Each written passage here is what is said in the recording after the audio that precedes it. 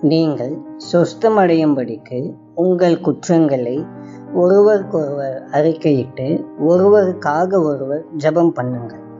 நீதிமான் செய்யும் ஊக்கமான வேண்டுதல் மிகவும் பலனுள்ளதாயிருக்கிறது.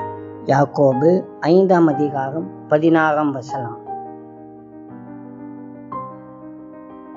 மற்றவர்களின் வாழ்க்கையில் நாம் மாற்ற விரும்பும் காரியங்கள் பல இருக்கலாம். நாம் யாரும் நம்மை மாற்றிக்கொள்ள விரும்புவதில்லை. மற்றவர்கள் மாற வேண்டும் என்றே விரும்புகிறோம்.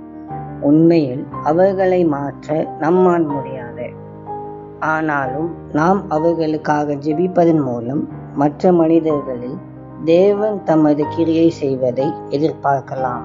நேர்மறை சிந்தனை ஒருவேளை நம்மை மட்டும் மாற்றலாம், ஆனால் அது வேறொருவரை மாற்றாது. ஆனால் விசுவாச ஜெபத்தால் நம்மிடமும் மற்றவர்களிடமும் ஒரு மாற்றத்தை ஏற்படுத்த முடியும். அன்பின் ஆண்டவரே, உமக்கு ஸ்தோத்திரம். கர்த்தாவே, இந்த நல்ல நாளுக்காக உமக்கு நன்றி. ஆண்டவரே, இந்த நாளை எங்களுக்கு ஆசீர்வதித்து தாரும்.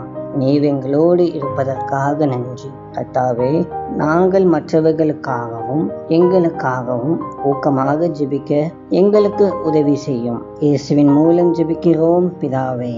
ஆமென்.